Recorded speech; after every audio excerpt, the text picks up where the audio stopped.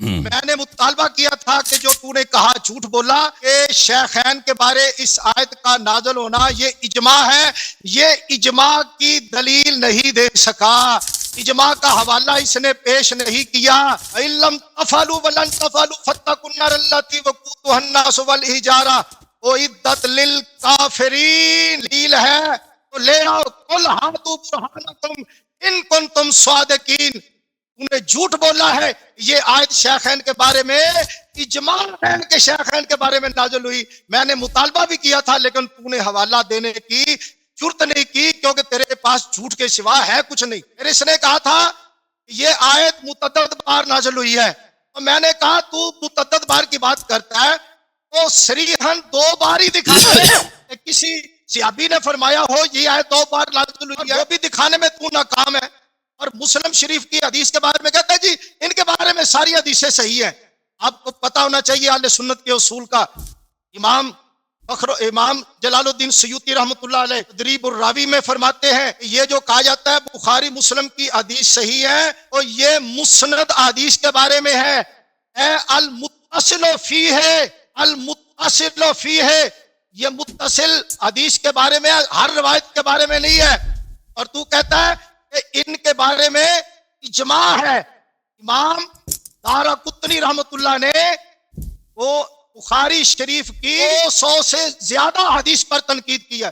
فتح الباقی کی تھے بھی، یہ دیکھ میرے پاس ہے فتح الباقی شرح الفیات العراقی۔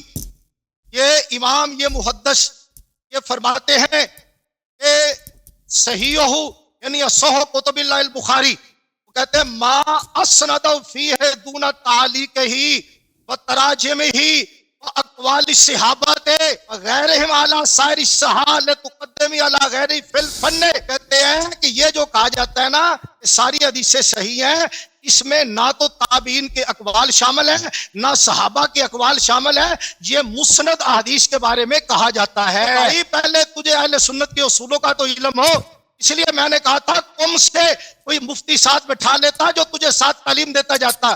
اور پھر میں نے اصول حدیث کی روشنی میں علامہ ابن کثیر علیہ رحمہ کا مجھے حوالہ دے دیا کہ ابن کثیر فرماتے ہیں یہ روایت معلل ہے، حماد بن سلمہ کی روایت معلل ہے جس سے تو دوسری بار کا استدلال کرتا ہے، لہٰذا جب دوسری بار اس کا نزول ہی ثابت نہ ہوا، پہلی بار سعد بن معاذ رضی اللہ عنہ سے استدلال کرتا ہے تو کہ 5 ہجری میں ان کا وصال ہوا تھا، اس سے تو استدلال کرتا ہے، تو جب یہ 5 ہجری والی یہ بات ہی ختم ہو گئی تو تیرا استدلال بھی ختم ہو گیا، حبت عمال بھی نہ ہو سکے، اور یہ کفر کا حکم یہ تجھ پر لوٹ گیا، یہ حکم کفر یہ تجھ پر واپس لوٹ گیا۔ اور جتنی آواز جی اللہ فرماتا ہے تم غریبوں کا مال نہ کھاؤ، یتیموں کا مال نہ کھاؤ تو پیٹ میں آگ بھر رہے ہو، یہ حکم آیت نازل ہونے کے پہلے تھا یا بعد میں تھا؟ میں یہی تو کہہ رہا ہوں کہ آپ کا مفسر منہج الصادقین میں کہتا ہے کہ یہ آیت جو ہے وہ عظیم طویل است یبشر اللہ لکم ان تدلوا، یہ آیت انت ابقات اعمالکم یہ اس طرح ہے کہ اس قبیل سے فرماتا ہے کہ اللہ تمہیں کھول کھول کر بیان کر رہا ہے تاکہ تم کہیں گمراہ نہ ہو جاؤ۔ وہ کہتا ہے اس کا یہی ترجمہ ہے کہیں تمہارے اعمال ضائع نہ ہو جائیں۔ وہ کہتا ہے شیخین کے ہو گئے، میں نے پوچھا تھا تو غلط ہے یا تیرے مفسرین غلط ہے؟ میں نے تیرے مفسرین سے، تیرے ترجمہ قرآن سے میں نے تیرا ترجمہ بھی غلط ثابت کیا، میں نے تیری تفسیر بھی غلط ثابت کی، تو نے اجماع کا دعویٰ کیا، میں نے تجھے تیرے اجماع کو بھی غلط ثابت کیا، تو نے کہا اس پر اتفاق ہے، میں نے تیرے اتفاق کو بھی غلط ثابت کیا، اور کب تک تو دنیا کے سامنے جھوٹ بولتا رہے گا؟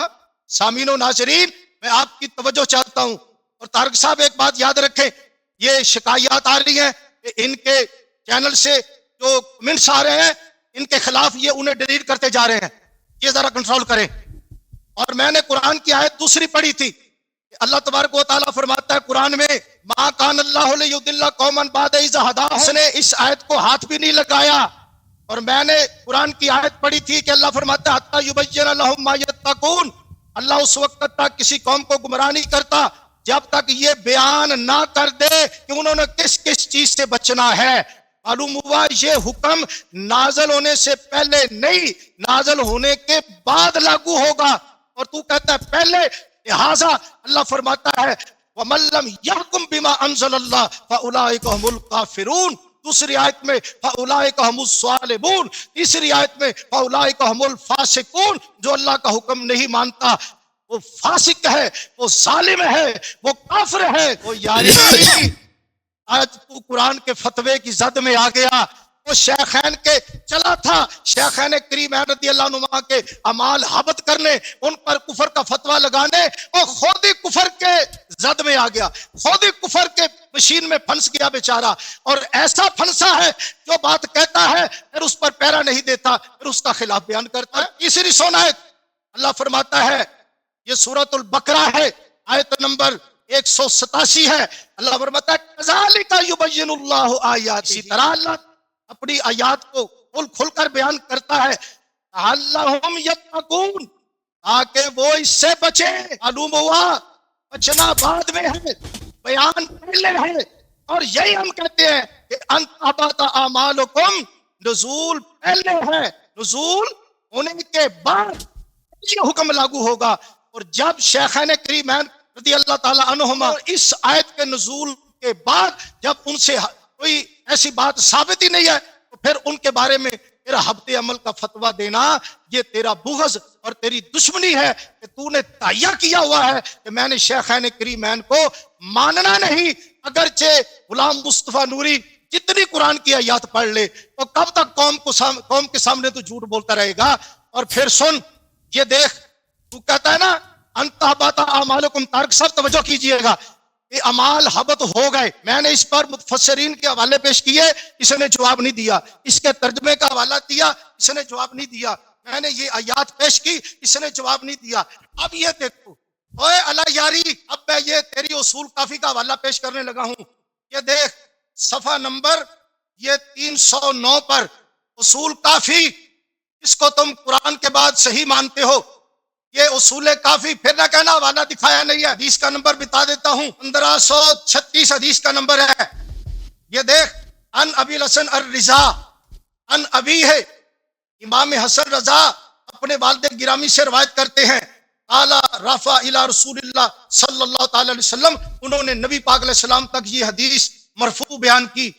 کون سی؟ حضور علیہ السلام نے فرمایا، فقال رسول اللہ صلی اللہ تعالی وسلم علماء قادو من الفقہ ان یکونوا انبیاء، نبی پاک علیہ السلام نے فرمایا قریب ہے کہ علماء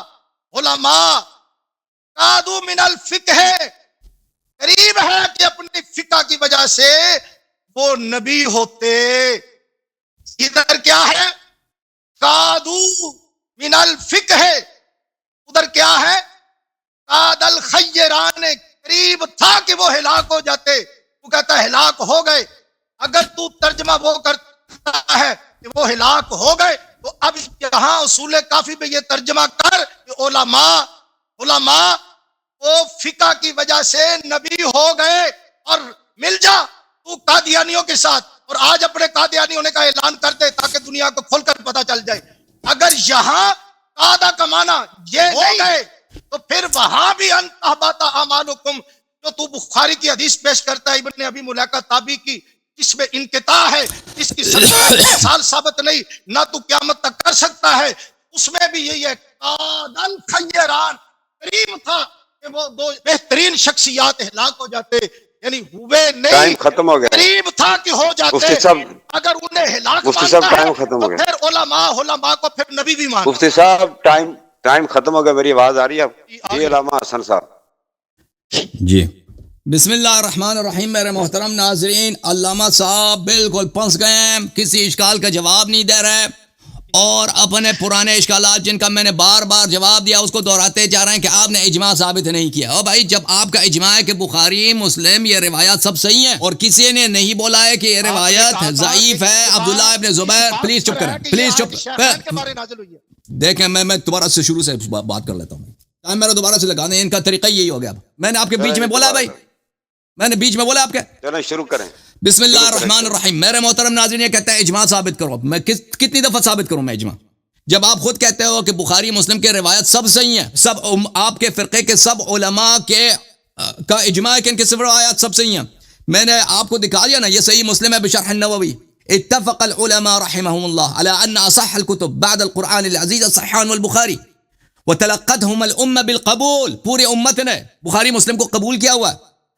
اور دوسری کتب میں بھی اسی طرح بہت زیادہ ان کے جو غلو کرتے ہیں بخاری مسلم کی شان میں. اور پھر یہ کہنا کہ اس روایت میں انقطاع ہے, یہ بھائی کہاں گئے؟ کس عالم نے بولا اس روایت میں انقطاع؟ میں نے روایت دکھائی بخاری سے اور سنن نسائی دونوں سے کہ ابن ابی ملیکہ عبداللہ ابن زبیر سے روایت کرتا ہے. آپ انقطاع پہلے ثابت کریں نا, پھر انقطاع کی اس سے حجت لے کے آئیں, اس کی بہانہ کریں کہ یہ منقطع ہے. جب آپ لوگوں کا اجماع ہے کہ بخاری مسلم کے سب روایات صحیح ہیں, اور بخاری نے روایت کی ہے صحیح سند کے ساتھ, نسائی نے روایت کی ہے, ترمذی نے روایت کی, دوسروں نے روایت کی ہے صحیح سند کے ساتھ, اس میں کوئی انقطاع نہیں ہے کہ یہ آیا بخاری, یہ آیا ابو بکر عمر کی مذمت میں نازل ہوئی ہے, تو پھر اجماع تو حاصل ہوا. شیعوں کا تو ویسے بھی روایت موجود میں نے دکھا دیا امیر المومنین علیہ السلام سے. اب دوسرے مقامات پہ بھی نازل ہوا ہے, وہ اس بات کو نفی نہیں کرتا کہ ابو بکر عمر کی مذمت میں بھی نازل نہیں ہوا ہے. یہ میں نے بار بار آپ کو سمجھا ہے کیونکہ آپ خود تعدد نزول کو مانتے ہیں. اچھا, جب یہ ثابت ہو گیا میرے محترم ناظرین, یہ ان کے پاس صرف ایک بہانہ بچ گیا کہ صحابہ کو پتہ نہیں تھا, جی ابو بکر عمر کو پتہ نہیں تھا. اگر میرے عزیز, میرے استاد محترم, آپ سن لیجئے, سنہ 6 ہجری کو حدیبیہ کے مقام پر عروہ ابن مسعود جو کافر ہے, اس کو پتا تھا کہ ادب رسول صلی اللہ علیہ وسلم اس طرح ہے کہ صحابہ اس کے سامنے آواز دھیمی رکھتے ہیں.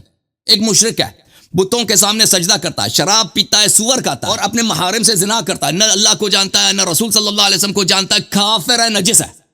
اس کو پتا ادب کا تقاضا یہ ہے کہ رسول صلی اللہ علیہ وسلم کے سامنے اس کے صحابہ آواز بلند نہیں کرتے. تو آپ مجھے بتائیں کہ یہ آپ کے شیخین ابو بکر عمر سنہ 9 ہجری تک ان کو پتہ نہیں تھا. آپ لاتے ہیں نا کہ اللہ نے پہلے بیان نہیں کیا تھا. اور بھائی اگر کافر کو پتا تھا, ان کو نہیں پتا, تو آپ ان کو امام کیوں مانتے ہو؟